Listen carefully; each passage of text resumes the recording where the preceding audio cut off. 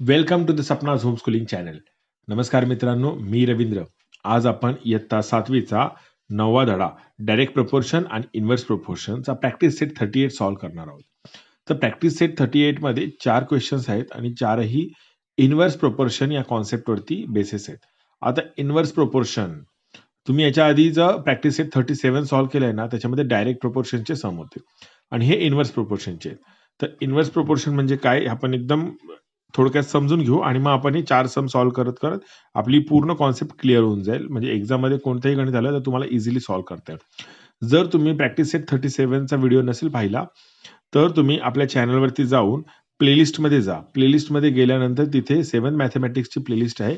तिथे तुम्हाला practice set 37 चा व्हिडिओ पाहता येईल. आणि जर तुम्हाला याच्या पुढे जे मी व्हिडिओ करणार आहे ते जर पाहायचे असतील तर तुम्ही आपल्या चॅनलला सबस्क्राईब करा आणि बेल आयकॉन दाबा. म्हणजे काय होईल की मी जेव्हा व्हिडिओ करतो त्याचं नोटिफिकेशन तुम्हाला मिळेल आणि तुम्हाला तो वेळेत व्हिडिओ पाहता येईल. चला सुरू करूया. आपण इन्व्हर्स प्रोपोर्शन म्हणजे काय ते थोडक्यात समजून घेऊया. आता डायरेक्ट प्रोपोर्शन आणि इन्व्हर्स प्रोपोर्शन मी तुम्हाला सायमल्टेनियसली समजवतो, म्हणजे कसं कॉन्सेप्ट अगदी क्लिअर होईल. आता समजा मला एका स्टुडंटला 5 बुक्स द्यायचे आहेत, नोटबुक्स द्यायचे, समजा डिस्ट्रीब्यूट करतोय मी. तर हे आहेत नोटबुक्स, ओके, आणि हे स्टुडंट. तर मला 2 स्टुडंटसाठी किती द्यावे लागतील? तर 10 बुक्स द्यावे लागतील की नाही? जर 3 स्टुडंट मध्ये मी देतो तर किती बुक देईन? तर 15 देईन. आणि जर 4 स्टुडंट असतील तर किती देणार? 20 बुक्स. 5 स्टुडंट असतील तर किती देणार? 25 बुक्स. इथे तुमच्या लक्षात आलं का? इथे नंबर ऑफ स्टुडंट्स इन्क्रीज झाल्यानंतर number of distribution of books हे वाढत जातात. ओके, म्हणजे तुमच्या एक लक्षात येतं का इथे इथे जो वरचा नंबर आहे त्याला आपण जर खालच्या नंबरला डिवाइड करतो तर हे आन्सर सेम येतं. इथे 1/5 आहे ना, आता इथे 2/10 आहे. 2 ने 10 ला डिवाइड करा तर काय येतं? 1/5. 3 ने 15 ला डिवाइड करा, काय होतं? 3 5 जा 15 म्हणजेच 1/5.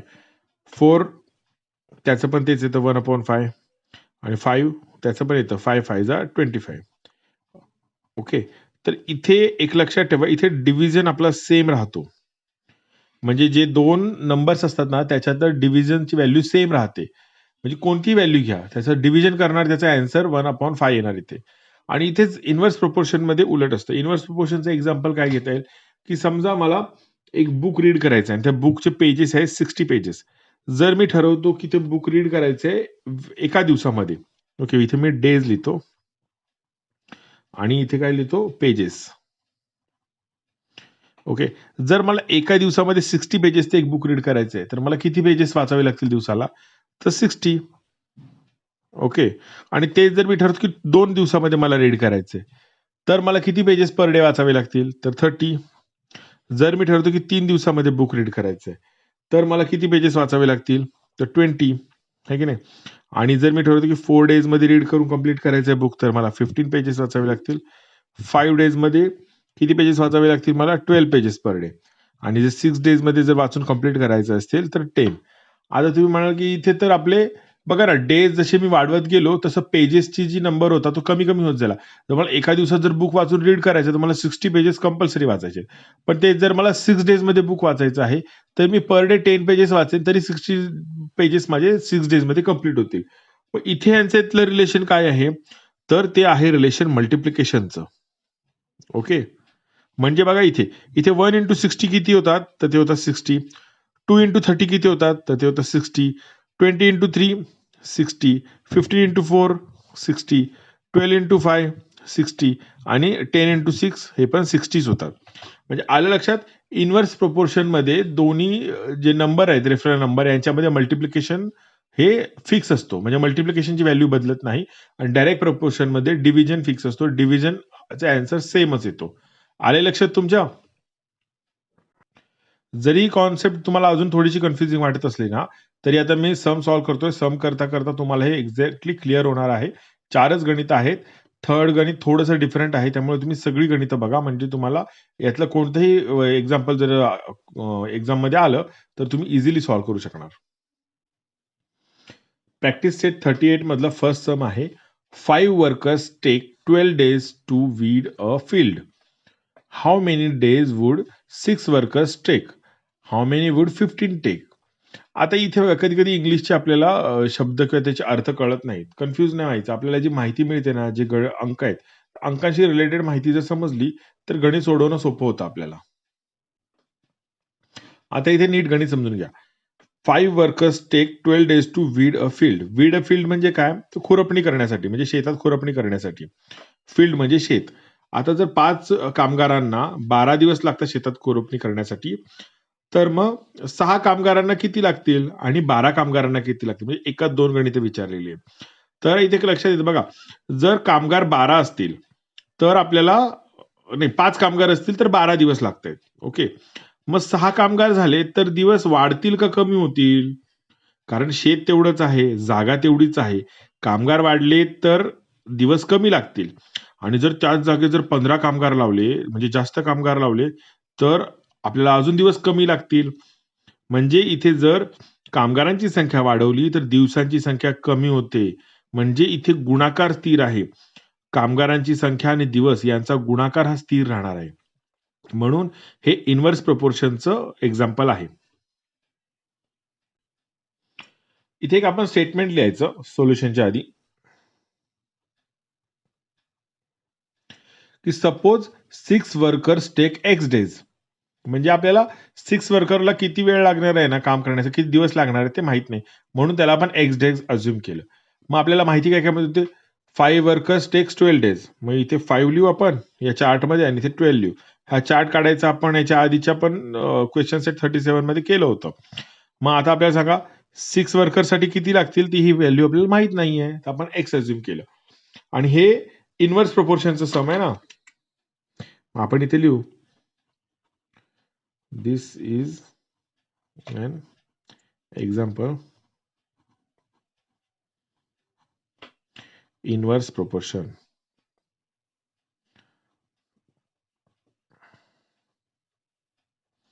ओके.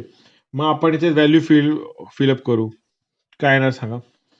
तर इथे मल्टिप्लिकेशन यांचं फिक्स राहणार आहे. हे 5 येतं. 5 into 12 is equal to 6 into x. आपल्याला x ची व्हॅल्यू फाइंड आउट करायची आहे. म्हणून जो इथे 6 मल्टिप्लिकेशन मध्ये याला अपोजिट साईड नेणार, तर मग तो काय होणार, तो डिवाइड होणार की नाही.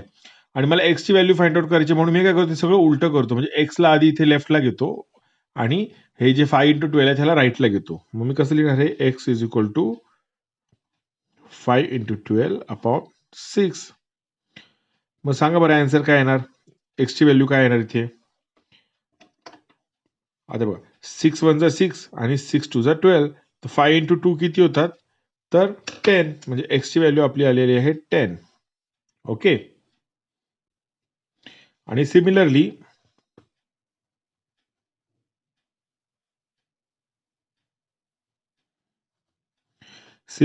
फॉर 15 वर्कर्स,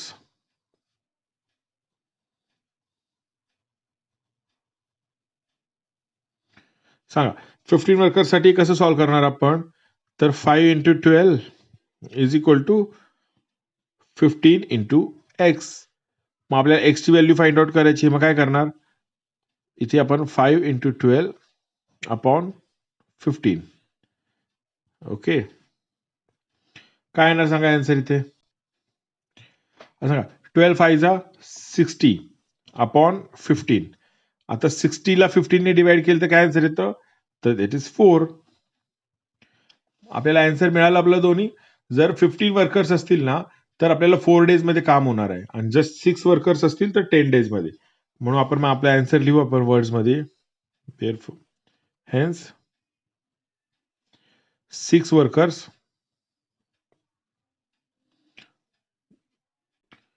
मी आन्सर इन वर्ड लिहिलेला आहे की hence 6 workers take 10 days and 15 workers take 4 days to complete work.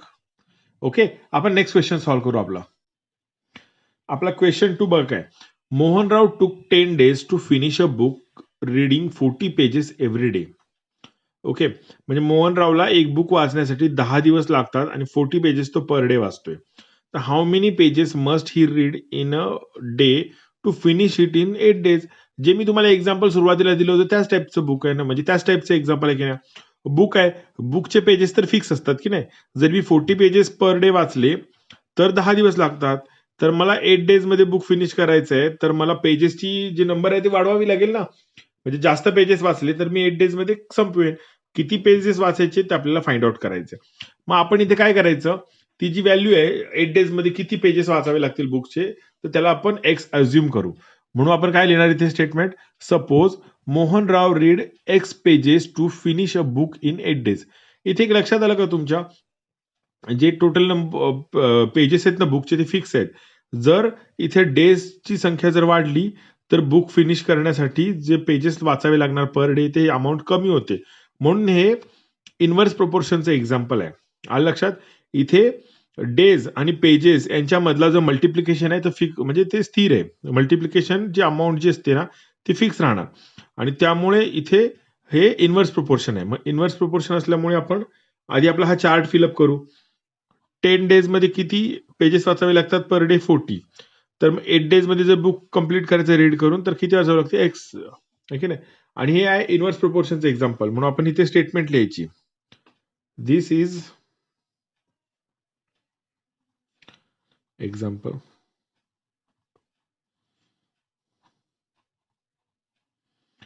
Inverse proportion. Inverse proportion मध्ये मल्टिप्लिकेशनची जी व्हॅल्यू असते ती सेम असते. म्हणून काय करणार आपण, 10 into 40 is equal to 8 into x. ही व्हॅल्यू फिक्स असते. आता आपल्याला x ची व्हॅल्यू फाइंड आउट करायची. मग आपण काय करणार, जर इथे 8 मल्टिप्लिकेशनला आहे त्याला अपोजिट साइड डिवाइड करून टाकू आणि हे आपण पूर्ण इथली जी व्हॅल्यू ती इथे घेऊ, इथली इथे घेऊ. म्हणून मी x ला काय करतो, इथे लेफ्ट हँड साइडला घेतो. हे 10 into 40 ला राईट हँड साइडला घेतो आणि हा 8 जो मल्टिप्लाय होता तो अपोजिट आल्यामुळे इथे काय होणार, डिवाइड होणार. ओके. तर आता सांगा हे सॉल्व्ह करता येतं का, पटकन सांगा इथे काय आन्सर येईल. बघा 8 1 जा 8 आणि 8 5 जा 40. आता काय बोललो, 5 10 जा 50. म्हणजे आपला आन्सर किती आहे इथे 50. एक्स ची व्हॅल्यू आपली काय आहे तर 50 आलेली आहे. आपण आन्सर इनवर्ड लिहायचं. Hence Mohanrao must read 50 pages per day to finish book in 8 days. Okay, असं इनवर्ड आन्सर लिहायचं आपण. आता आपण नेक्स्ट क्वेश्चन सॉल्व्ह करू. आपला थर्ड क्वेश्चन प्रॅक्टिस सेट मधलं हे थर्ड क्वेश्चन बघा. Mary cycles at 6 kilometre per hour. Mary हे एका मुलीचं नाव आहे. ती सायकलिंग करते 6 किलोमीटर पर आवरच्या स्पीडने, म्हणजे ताशी 6 किलोमीटर या स्पीडने. How long she will take to reach her aunt's house. Aunt's म्हणजे आपण आंटी म्हणतो, म्हणजेच काकी. म्हणजे तिला आपल्या काकीच्या घरी जायला किती वेळ लागेल. Which is 12 kilometre away.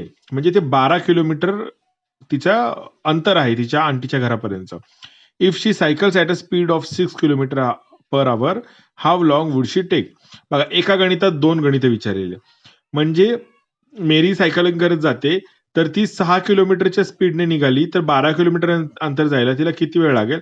आणि जर तिने स्पीड कमी केला, म्हणजे 4 किलोमीटर ताशी जर वेग केला तर तिला वेळ किती लागेल. इथे तुमच्या लक्षात येतं का, जर तिने स्पीड वाढवला तर ती 12 किलोमीटर अंतर कमी वेळात पूर्ण करेल, पण तिने जर स्पीड कमी केला तर तिला अंतर पार करण्यासाठी वेळ जास्त लागेल. आता इथे हे सम थोडंसं डिफरंट टाईप मध्ये आपल्याला सांगितलेलं आहे. ओके, तर समजून घेऊ आपण. इथे काय सांगितलं की सपोज मॅरिड, आपण आहे ना, इथे आपल्याला काय काय माहिती मिळाली, आपल्याला तिचं स्पीड आपल्याला समजलेलं आहे, तिचं डिस्टन्स माहित आहे आपल्याला. तर आपल्याला किती टाइम लागणार आहे तो शोधायचा आहे. ओके, मग आपल्याला आपण काय करूया, त्याला जी व्हॅल्यू आपल्याला माहित नाहीये ना त्याला आपण एक्स अज्युम करू. पण 2 व्हॅल्यू मिसिंग आहे, त्यामुळे आपल्याला एका व्हॅल्यूला आपण एक्स म्हणू आणि दुसऱ्या व्हॅल्यूला वाय म्हणू. मग suppose Mary take X hours to complete 12 kilometre distance at a speed of 6 kilometre per hour. Okay, आणि she take Y hours to complete 12 kilometre distance at a speed of 4 kilometre per hour. म्हणजे जर ती 4 किलोमीटरच्या स्पीडने जाते तर तिला Y तास लागतील, आणि जर ती 6 किलोमीटरच्या स्पीडने जाते तर एक्स अवर्स लागतील. आता तुम्ही म्हणाल की इथे तर दोन्ही पण व्हॅल्यू मिसिंग आहेत, तर मग आपल्याला कसं काय कळणार. नॉर्मली आपल्या ज्या इन्व्हर्स प्रोपोर्शनच्या सगळ्या सम मध्ये काय होतं की एक जी व्हॅल्यू होती ना त्याचे दोन्ही बाजू दिलेल्या होत्या. म्हणजे जर आता इथे आपण हे टाइम आणि स्पीड हे इन्व्हर्स प्रोपोर्शन मध्ये आहे. म्हणजे जर स्पीड वाढला तिच्या सायकलचा तर टाइम कमी लागणार आहे, स्पीड कमी झाला तर टाइम वाढणार आहे ना. म्हणजे जर ती 1 किलोमीटर पर आवरने निघेल तर तिला 12 किलोमीटर जायला किती लागतील तर 12 तास. जर ती 4 किलोमीटरने जाईल तर तिला वेळ कमी लागणार आहे. 6 किलोमीटरच्या स्पीडने गेलं तर अजून वेळ कमी लागणार आहे. म्हणजे टाइम आणि स्पीड हे इन्व्हर्स प्रोपोर्शन मध्ये आहेत. आलं लक्षात? डिस्टन्सचा जे फॉर्म्युला आहे तो काय आहे? तर time into speed is equal to distance. Okay, हा पण आपल्याला माहिती आहे, याच्या आधी आपण शिकलेलं आहे. तर हे दोघं इन्व्हर्स मध्ये आहेत, पण दोघातली पण व्हॅल्यू मिसिंग आहे आणि डिस्टन्सची व्हॅल्यू आपल्याला दिलेली आहे. मग डिस्टन्स किती आहे? तर तो आहे 12 किलोमीटर, तो फिक्स आहे. ओके, आता याच्या आधीच्या दोन्ही सम मध्ये जी फिक्स व्हॅल्यू होती ना ती मिसिंग होती, ती दिली नव्हती. फक्त जे इन्व्हर्स प्रोपोर्शन मध्ये होते ना तेच दिले होते. तर आता मला सांगा इथे आपल्याला काय काय व्हॅल्यू मिळालेल्या आहेत या सम मध्ये. तर स्पीड तिचा मिळतो. पहिल्या कंडिशनमध्ये स्पीड आहे 6 किलोमीटर पर आवर आणि दुसऱ्या कंडिशनमध्ये आहे 4 किलोमीटर पर आवर. मग टाइम तर दोन्हीचं पण माहित नाही, मग इथे आपण एक्स अज्युम करू, इथे आपण वाय अज्युम करू. तर मला सांगा तर इन्व्हर्स प्रोपोर्शन मध्ये याचा मल्टिप्लिकेशन फिक्स असतो, म्हणजे 6 into x is equal to Y into 4 येणार. पण आपल्याला वायची पण व्हॅल्यू माहित नाही, एक्सची पण व्हॅल्यू माहित नाही, त्यामुळे आपण हे नॉर्मल मेथडने नाही सॉल्व्ह करू शकत, कारण दोन मिसिंग टर्म्स आहेत आपल्याकडे. कळलं का? मग आपण काय करायचं? तर आपल्याला माहिती आहे की time into speed is equal to distance, हे जर फॉर्म्युला माहिती आणि टाइम आणि स्पीड हे इन्व्हर्स प्रोपोर्शन मध्ये आहे. मग या फॉर्म्युलामध्ये आपण जर व्हॅल्यू टाकल्या तर आपल्याला आन्सर फाइंड आउट करता येतं. मग आपण काय करायचं सांगा? आता टाइम किती आहे? तर एक्स आहे आणि स्पीड किती आहे? तर 6 किलोमीटरचं आहे आणि डिस्टन्स किती आहे? तर ते 12 आहे. ओके, मग पहिल्या कंडिशनचं आपण सॉल्व्ह करू. पहिल्या कंडिशन मध्ये तिला किती वेळ लागेल सांगा? आता मग एक्स ची व्हॅल्यू काढते, 6 ला आपण इथे मल्टिप्लाय मध्ये त्याला डिवाइड करू. मग एक्स इज इक्वल टू 12/6 हे झालं 2. आणि हे काय आहे? हे टाइम आहे आणि टाइम कसा आहे? तो आवर्स मध्ये ना, मग आपण इथे लिहू HR म्हणजे आवर. म्हणजे पहिल्या कंडिशन मध्ये तिला 2 तास लागतात. ओके, आणि आता दुसऱ्या कंडिशन मध्ये आपण काय करणार? दुसऱ्या कंडिशन मध्ये टाइम आहे वाय आणि स्पीड किती आहे? तर 4 किलोमीटर पर आवर, डिस्टन्स तोच आहे. मग वाय ची व्हॅल्यू काढण्यासाठी काय करणार? 4 जो इथे मल्टिप्लाय त्याला डिवाइड करणार. मग 12/4 आन्सर किती येतो? वाय इज इक्वल टू 3, कारण 4 3 जा 12. तर तिला किती वेळ लागणार आहे? 3 आवर्स. ओके, म्हणजे मेरीला फर्स्ट कंडिशन मध्ये किती लागणार आहे? 2 आवर आणि सेकंड कंडिशन मध्ये किती लागणार आहे? 3 आवर. म्हणजे तिने जर 6 किलोमीटर पर आवरच्या स्पीडने सायकल चालवली तर ती 2 आवर्स मध्ये तिच्या आंटीच्या घरी पोहोचणार. आणि जर तिने 4 किलोमीटर पर आवरच्या स्पीडने जर सायकल चालवली तर ती 12 किलोमीटर पार करण्यासाठी तिला 3 आवर्स लागतील. आलं लक्षात? हे इन्व्हर्स प्रोपोर्शनच गणित आहे, पण दोन मिसिंग इथे दिल्यामुळे आपल्याला ते एक्स इंटू 6 आणि is equal to Y into 4च्या मेथडने नाही सॉल्व्ह करता येत. तर आपल्याला time into speed is equal to distance हा फॉर्म्युला यूज करावा लागतो इथे. ओके, याचा आन्सर इनवर्डली यायचे, माझी जागा संपली आहे. तर तुम्ही फक्त काय करा, इथे लिहायचं हेन्स, सपोजच्या ठिकाणी हेन्स करायचं. मेरी टेक, आता एक्स अवरची व्हॅल्यू आपल्याला कळलेली ना, ती काय आली आपली? तर 2 आली. मग hence Mary take 2 hours to complete 12 kilometre distance at a speed of 6 kilometre per hour and she take, इथे वायची व्हॅल्यू काय आली आपली? 3 आली. 3 hours to complete 12 kilometre distance at a speed of 4 kilometre per hour. हे एक statement खाली लिहायचं आपला आन्सर. इथे एक्स आणि वायची जी व्हॅल्यू आहे ती फिलअप करून हे लिहून टाकायचं आणि ते सपोजच्या ठिकाणी हेच लिहायचं. चला आपण आपला फोर्थ क्वेश्चन सॉल्व्ह करू आणि तो लास्ट क्वेश्चन आहे. आता हे फोर्थ सम बघा. The stock of grains in a government warehouse last 30 days for 4,000 people. How many days will it last for 6,000 people. आता कधी कधी असे अवघड शब्द येतात, स्टॉक्स आहे, वेअर हाऊस आहे, कधी कधी मिनिंग नाही कळत, तर कन्फ्युज नाही व्हायचं. आपल्याला फक्त नंबरची व्हॅल्यू समजून घ्यायची आहे. इथे काय काय नंबर मिळतात बघा. 30 days, 6,000, 4,000. ओके, आणि इथे हाऊ मेनी, म्हणजे आपल्याला इथे 4 व्हॅल्यू आहे, त्यातली एक मिसिंग आहे. म्हणजे गणित हे मॅथचं सम हे खूप सोपं आहे. आता याचं मिनिंग समजून घ्या. The stock of grains, grains म्हणजे धान्य, धान्याचा साठा. In a government warehouse, warehouse म्हणजे आपलं गोडाऊन किंवा साठवणूक करण्याचं ठिकाण. म्हणजे एका गव्हर्नमेंटच्या वेअर हाऊस मधलं जे धान्य साठा आहे तो 30 दिवस पुरतो 4,000 लोकांसाठी. पीपल म्हणजे लोक. आणि तो जर 6,000 लोकांमध्ये वाटला तर तो किती दिवस पुरेल? आलं लक्षात? म्हणजे आपल्याला एक समजून घ्या, जर 4,000 लोकांना जर धान्य वाटलं तर ते 30 दिवस पुरतं आणि ते जर 6,000 लोकांना वाटलं तर ते किती दिवस पुरेल? धान्य साठा तर फिक्स आहे ना. तर मग जर लोकांची संख्या वाढली तर धान्य कमी दिवस पुरणार आहे. आलं लक्षात? म्हणजे इथे 30चा आणि 4,000चा जो गुणाकार येणार तो 6,000चा आणि 6,000 लोकांना जो पुरणार तो गुणाकार स्थिर राहणार. म्हणजे इथे मल्टिप्लिकेशन फिक्स असणार आहे, त्यामुळे हे इन्व्हर्स प्रोपोर्शनचं एक्झाम्पल आहे. जर नंबर ऑफ पीपल वाढत गेली तर जे वेअर हाऊस मधला जो साठा आहे अन्नाचा तो कमी दिवस पुरणार आहे. जेव्हा हे एखादी व्हॅल्यू वाढते आणि दुसरी व्हॅल्यू कमी होते तेव्हा ते इन्व्हर्स प्रोपोर्शन असतं. ओके, आता आपण आपली स्टेटमेंट लिहून घेऊ. आपण हे स्टेटमेंट लिहायचं. Suppose stock of grain last in 6x days for 6,000 people. आणि आपला चार्ट करायचा. चार्ट केला की आपलं अर्ध एक्झाम्पल तर सॉल्व्ह होऊन जातं. बघा इथे काय काय व्हॅल्यू आहेत आपल्या, डेज आहेत आणि नंबर ऑफ पीपल आहेत, PEOPLE. ओके, ते यांच्यामधलं प्रपोर्शन आहे. तर डेज किती आहेत, 30 डेज किती लागतात, 4,000 साठी पुरतं. तर मग 6,000 साठी किती ते आपल्याला माहित नाही, आपण त्याला एक्स अज्युम केलं, तर मी ते एक्स फिलअप करू. आलं लक्षात? आता तुम्हाला सॉल्व्ह करणं सोपं झालं की नाही? मग आता पुढे काय करणार, इथे अजून एक स्टेटमेंट लिहायचं आपल्याला की this is an example of inverse proportion.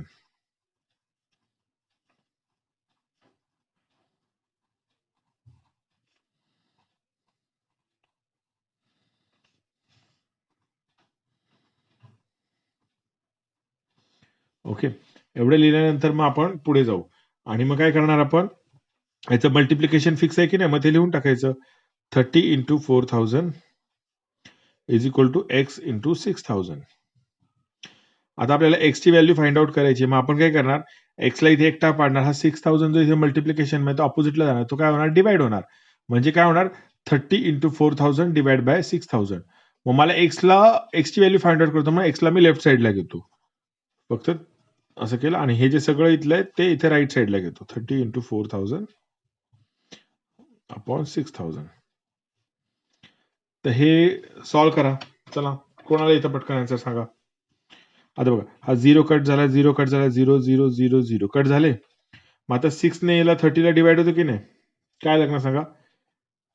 6 1 6 आणि 6 5 30. मग आन्सर काय येतं आपलं, x is equal to 5 into 4. तर 5 इंटू 4 किती होतं, 20. ओके, आपला आन्सर आपल्याला मिळालेला आहे काय, ते 20. मग आपण इनवर्स आपण आन्सर लिहू आपलं. Hence stock of grain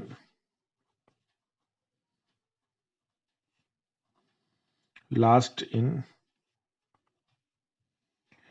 for 20 days for 6,000 people. Okay, I hope तुम्हाला हे सगळे सम समजले असतील. जरी तुम्हाला काही डिफिकल्टी असेल, काही समजलं नसेल, तर मला कमेंट बॉक्समध्ये तुम्ही विचारू शकता. मी तुमच्या क्वेश्चनचे आन्सर देण्याचा प्रयत्न करीन. जे काही डिफिकल्टी असतील मला तुम्ही बिंदास विचारा. आणि जर तुम्हाला याच्या पुढे जो मी प्रॅक्टिस सेट जो आपला 39 आहे त्याचा व्हिडिओ बनवणार आहे, तो जर व्हिडिओ बघायचा असेल तर तुम्ही आपल्या चॅनलला सबस्क्राईब करा आणि बेल आयकॉन दाबा. म्हणजे जेव्हा मी तो व्हिडिओ बनवेन तेव्हा तुम्हाला त्याचं नोटिफिकेशन मिळेल, आणि तुम्हाला तो व्हिडिओ लवकरात लवकर पाहता येईल. आणि जर तुम्हाला बाकी जे आपले काही अदर सब्जेक्ट्स आहेत त्यांची जर तुम्हाला काही व्हिडिओज किंवा कॉन्सेप्ट जर समजून घ्यायचे असतील तर तुम्ही आपल्या चॅनलवरती जा, प्लेलिस्टमध्ये जा. प्लेलिस्टमध्ये गेल्यानंतर तिथे तुम्हाला प्रत्येक सब्जेक्टची वेगवेगळी एक प्लेलिस्ट पाहायला मिळते. तुम्हाला हवा तो लेसन तिकडून तुम्ही पाहू शकता आणि तुमचे हवे ते काही कॉन्सेप्ट समजून घ्यायचे असतील त्याचे व्हिडिओ तुम्हाला पाहता येतील. ओके, धन्यवाद.